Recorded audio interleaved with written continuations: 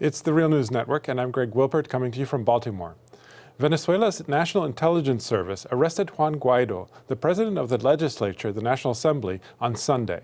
Guaido, who belongs to the right-wing opposition party Popular Will, was released shortly after his arrest. Both President Maduro and Communications Minister Jorge Rodriguez said that the arrest was not authorized and that the arresting officers had been suspended and would be charged. The unauthorized arrest, however, raises questions about whether the government is in full control over its own state security forces. President Nicolas Maduro was inaugurated for a second term last week, with many countries in Latin America, in Europe, the United States, and Canada refusing to recognize Maduro as the country's legitimate president. Then, last Tuesday, opposition leader Juan Guaido assumed the presidency of the National Assembly. After being sworn in, he had the following to say. A historic agreement is approved that I asked the Secretary to send to the entire diplomatic corps accredited to our country, where this Congress assumes the power that the Constitution provides in Articles 233, 333, and 350 of our Constitution, which allows us to advance clearly in the cessation of aspiration of the government, of transition, and of course, towards a free election. May God bless Venezuela and our congressmen who gladly assume a historical responsibility in our country. Diego Almagro, the Secretary General of the Organization of American States, posted a Twitter statement supporting Guaido's pronouncement, calling Guaido Venezuela's interim president. Joining me now to analyze these recent developments in Venezuela is Lucas Koerner. Lucas is an editor for the website VenezuelaAnalysis.com and is a master's student at Venezuela's Institute for Advanced Studies. Normally he's based in Caracas, but today he joins us from Philadelphia in the U.S. Thanks for being here, Lucas. Great to be here, Greg. So let's start with the brief arrest of Juan Guaido. Apparently, Guaido himself said that those who arrested him were sympathizing with the opposition. What do you make of this? Is this yet another crack in the loyalty of Venezuela's security forces? And could it represent deeper divisions in the government? I think it's important to note that the National Bolivarian Intelligence Service is hardly a progressive or even revolutionary institution. Its immediate institutional antecedent is what is called the DCIP, which was the intelligence service, really the secret police that functioned under Venezuela's oligarchic two-party pacted representative democracy that preceded the Bolivarian Revolution in 1999, and was actually, has been accused of and prosecuted for, its agents prosecuted for numerous acts of torture, disappearance, including most notably actually Jorge Rodriguez, the current communication minister. His father was tortured to death by the DC. So, in fact, one of my own sources within the security apparatus has informed me that a large proportion of many of the personnel within institutions like the SEBIN are, sympathize with the right wing, being that, there has not been a complete institutional overhaul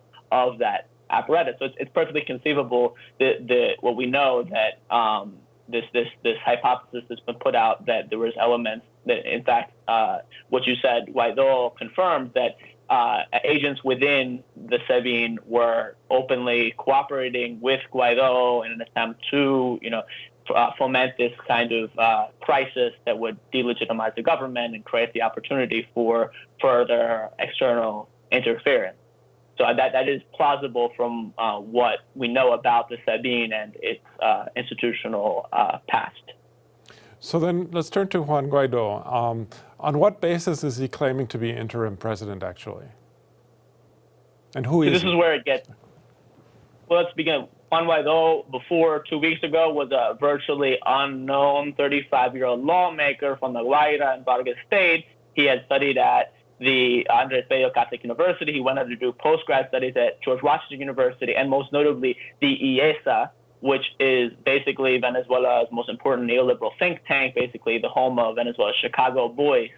He joined the very far-right party of Leopoldo Lopez called Popular Will, and he was chosen just recently as, at the beginning of the year, I think on January 5th, as president of the National Assembly. He invoked Article 233 of Venezuela's Constitution, which specifies that under very certain circumstances, including the death of the president, a debilitating physical or mental occurrence, or a successful recall vote, among other, or basically a failure, the president's inability to fulfill his functions, abandoning his post, that the article can be invoked, and under those circumstances, within the first 4 years of the presidential term, the executive vice president will take over in the functions. If it's the last 2 years, then it would be the president of the National Assembly. So what Juan Guaido is he's claiming that invoking this article for him to take over. However, a careful reading of this very constitutional article would really would lead to the conclusion that only the vice president, if those circumstances had been met, which clearly they're not, because Nicolas Maduro is firmly, was just sworn in, and it clearly is exercising his functions, and none of those conditions have been met. But if they had been met, it would be the executive vice president and not Juan Guaido.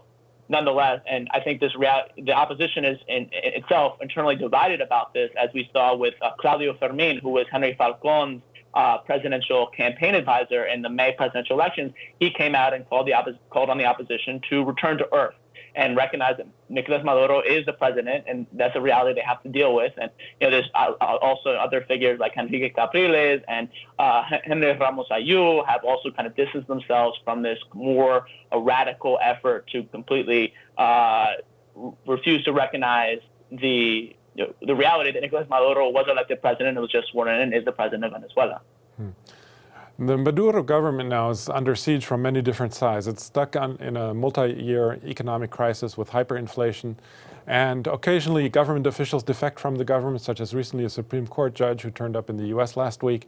And internationally, conservative governments in Latin America are refusing to recognize Maduro as president, with some even breaking diplomatic relations.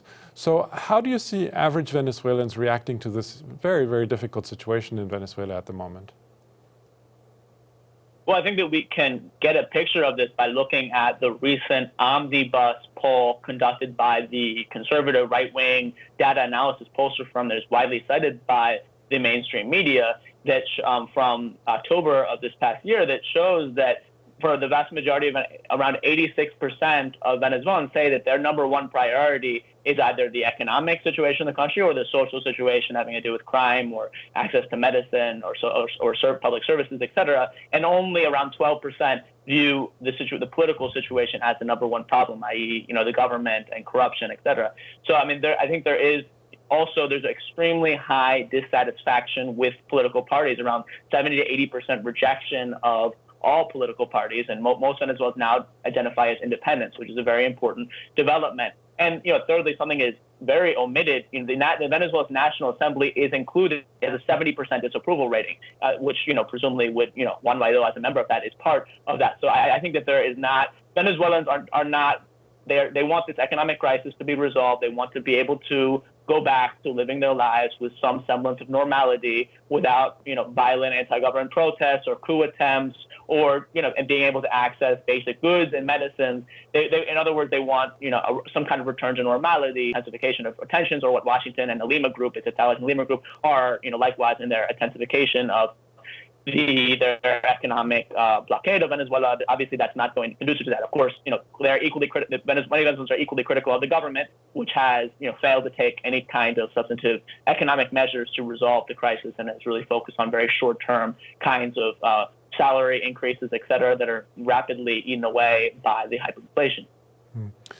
Now, some who are critical of the Maduro government but who haven't joined the opposition, such as Maduro's former chief of staff while he was foreign minister, Temia Porras, have argued that Maduro should engage in serious dialogue with the opposition to resolve the country's incredibly difficult situation. And Maduro himself, actually, during his inauguration, also offered to engage in dialogue. But is there any chance of this happening, given how internally divided the opposition is and how relatively strong, actually, the government is? I think that Washington is the key factor to whether a real substantive dialogue takes place.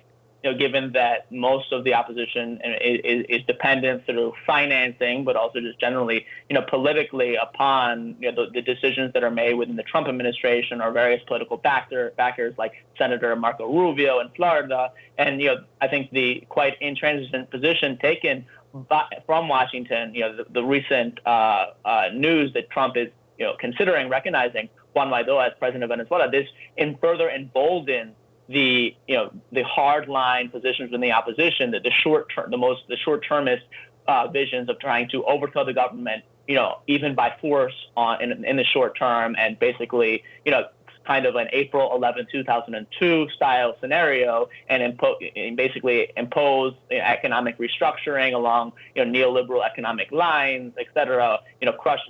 Going after Chavistas, political persecutions. This is one. Obviously, I think this model of transition has the upper hand, as evidence what we're seeing now, as opposed to others like Enrique Capriles or Claudio Fermin, Henry Falcón, Henry Ramos Ayú, who favor a more negotiated transition via elections, and would be indeed open to dialogue. But I think it's as long as Washington continues to up the tension with new rounds of economic sanctions and other threats that we've been seeing, those who wish to a negotiated settlement through the existing democratic institutional framework will be marginalized. That's a good point. Okay, we're going to have to leave it there, though. I was speaking to Lucas Koerner, editor for VenezuelaAnalysis.com. Thanks again, Lucas, for having joined us today. Thanks for having me, Greg. And thank you for joining the Real News Network.